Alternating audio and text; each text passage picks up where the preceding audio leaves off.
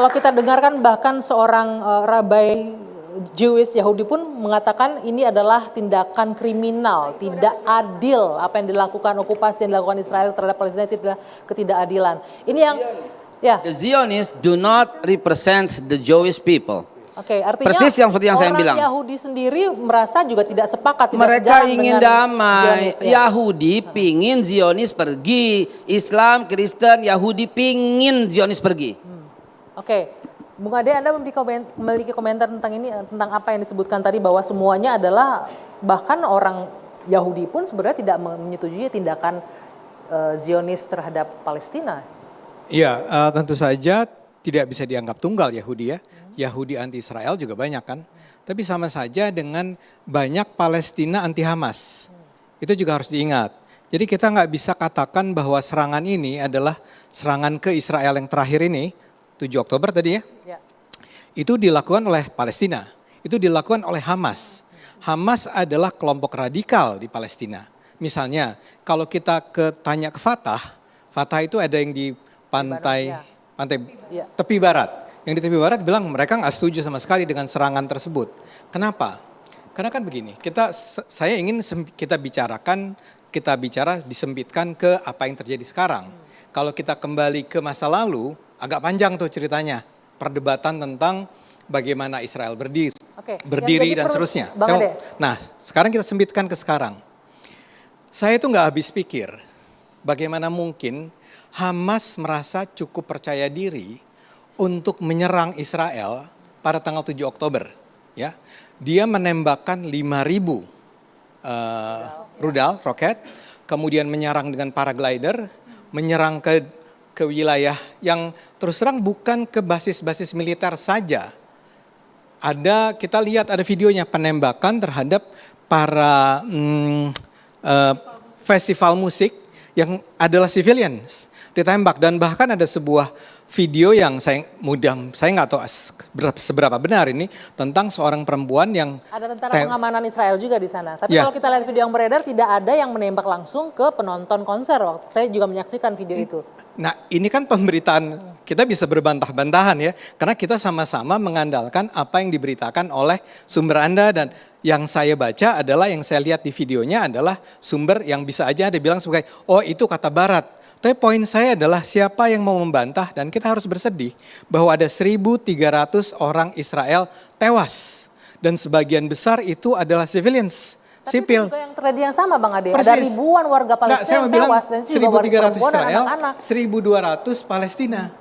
Nah ini terjadi kenapa? 2.200 Palestina, ya, awalnya 232 lawan 700. Oke, kita nggak bicara data ya. Bukan itu total Bang Ade sampai sekarang. Kalau tanggal 7 cuma 200, sementara Israel orang Palestina 700. Ya, anggaplah itu benar. Ya, tapi pertanyaannya kenapa terjadi pembunuhan? Karena ada serangan, itu yang saya bilang. Saya nggak mengerti Hamas itu melakukan serangan ke Israel. Anda nggak yakin dengan kekuatan Hamas? Artinya ada yang membackup di balik itu? Bukan. Atau apa? Anda itu Hamas itu sangat lemah dibandingkan dengan Israel. Kalau saya jadi orang Palestina, saya tahu nih kalau saya serang Israel, Israel akan membalas dan terbukti dibalas. Ya, jadi pembalasan apa? Pembiaran terlebih dahulu agar bisa membalas lebih besar. Anda begitu? Kok memotong saya? Gimana? Saya bilang tidak ada pembiaran. Hamas menyerang Israel. Ya, kan Anda bilang Anda nggak yakin Hamas bisa punya kekuatan seperti itu. Lalu poinnya adalah? Poinnya adalah ya pasti dihabisi lah. Apa yang terjadi sekarang ini harusnya sudah bisa diantisipasi oleh Hamas. Bahwa kalau saya melakukan serangan terhadap Israel, Israel akan membalas, dan Israel itu akan didukung oleh Amerika Serikat, oleh Inggris dan seterusnya. Siapa yang membackup Hamas? Iran, Hizbullah. Apa bandingannya? Saya bersedih sekali bahwa setiap hari kita akan menyaksikan pembunuhan terus-menerus, penderitaan. Apakah artinya masyarakat Palestina dan Hamas tidak punya hak untuk melakukan serangan balik setelah puluhan tahun Israel melakukan hal yang sama? Saya bicara realistis. Betul. Ya. Kalau saya mau bilang begini sebentar, Babe. Saya kalau berhadapan dengan orang yang jauh lebih kuat, saya pukul dia pasti mukul saya balik jauh lebih berat. Dan saya mungkin akan mati. Makanya saya tidak akan memilih untuk memukul dia, untuk bisa mengalahkan dia. Itu yang harus dicari jalannya. Nah inilah yang dikatakan gini, Anda harus sadar, ada Fatah. Fatah inilah yang mengatakan kita nggak bisa memperjuangkan kemerdekaan Palestina dengan cara berperang melawan Israel. Karena ini dua kekuatan yang sama sekali tidak sebanding. Iya. Nah, ini yang saya pertanyakan. Diplomasi pun kan nggak bisa juga berhasil begitu kan yang dilakukan. Jawab 1 menit supaya Bang Ade nggak bingung lagi. Ya. Bang Ade mau tahu kenapa Hamas menyerang? Kenapa? Karena dia mengharapkan orang-orang yang masih punya hati nurani di seluruh dunia membantunya. Dan ternyata Belum selesai sampai di situ. Tidak ada yang Justru bantu. Presiden Jokowi yang pertama kali mengatakan simpati dan hentikan serangan itu. Betul. Dan Presiden Jokowi pada tanggal 7 bulan 3 tahun 2016 mengatakan mendukung untuk mengusahakan memboikot seluruh produk-produk Israel. Ya. Jadi mesti kita hargai, hormati bahwa organisasi yang bernama Hamas berani mempertaruhkan nyawa supaya apa? Supaya dunia mengakui dan siapa merestui yang jadi Palestina. korban serangan dia? Masyarakat sipil, perempuan-perempuan, anak kecil, Ya, itu di ibu, Palestina. orang-orang Ya. sipil. Oke, Itu artinya- menjadi korban dari Oke. serangan Gantian, ini. Bang Ade, artinya dengan kekerasan tidak akan jadi apa-apa, akan banyak korban, tapi dengan diplomasi juga tidak ada hasilnya juga, Bang Mardhani. Saya mau Sebentar, masuk begini. Hidup itu tidak melulu rasionalitas, tapi ada harapan dan ada kepercayaan. 1 Maret 1949 kita punya serangan umum ke Jogja. 6 jam Jogja bisa kita kuasai. Habis itu kita ada invasi agresi 1, agresi 2. Buat teman-teman kita di Gaza, dan ingat kalau Anggi lihat bukan cuma Hamas loh di situ. Ada yang Far East juga dukung juga. Karena di yang pakai tudung merah itu bukan Hamas. Jadi itu bukan Hamas, itu kelompok kiri bahkan. Jadi yang nyerang ini bukan cuma Hamas. Hamas kelompok kanan nyerang. Karena apa? Faktanya begini. Ini saya mengangkat ini. Siapa sih yang teroris sebenarnya teman-teman? Nih ya. Ini faktanya. Dari 2008 sampai 2023, 6.400 warga Palestina yang meninggal, cuma 300 warga Israel yang meninggal. Yang luka dari Palestina 1.500-an, 154.000. Yang Israel 6.000. Nah, nanti ini di Kompas, tegas Kompas mengatakan begini. Mbak Monik mungkin harus datang ke Gaza. Gaza itu neraka dunia. The biggest prisons on the earth.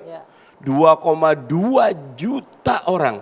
Hidup di Dan 410 bukannya mereka nggak kilometer, bisa menghasilkan air, tidak bisa menghasilkan listrik, tapi Israel memutuskan tidak boleh ada air, tidak boleh ada listrik, tidak boleh ada makanan yang masuk ke dalam Gaza kecuali dikontrol oleh Israel.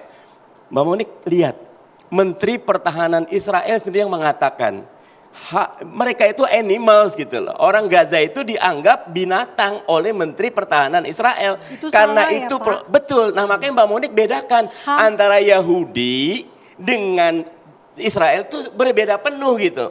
Tadi Boleh Bang saya Ade, bicara? orang Yahudi, tunggu dulu. Nah, sekarang kata kuncinya adalah yang dilakukan oleh warga Palestina, baik yang di Gaza maupun di Fatah, itu sudah hampir habis harapan tentang two state solution. Resolusi PBB 1974, dua negara, dua-duanya hidup kalau bisa berdampingan. Tetapi Abraham Accord, 4 negara Arab udah gabung. Bahrain, Uni Emirat Arab, Maroko, Sudan. Saudi dalam beberapa hal udah tinggal selangkah lagi. So kami ini bagaimana? Dan karena itu 7 Oktober 2023 jangan dikira itu serangan teroris, itu bagian dari orang-orang terjajah yang ingin menyatakan hak merdeka kami harus ada, hak merdeka kami harus wujud, karena itu ini yang bisa kami lakukan.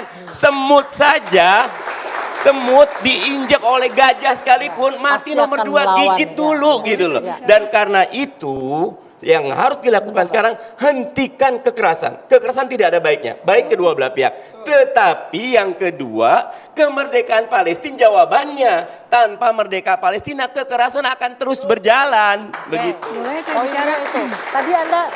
Tadi Bang Ade bilang perang tidak akan menjadi solusi, diplomasi juga tidak akan. Tapi Mbak Monik bilang diplomasi menghasilkan. Iya. Tapi nanti kita jawab ya. Kita jeda dulu sejenak. Dua Sisi akan kembali saat lagi.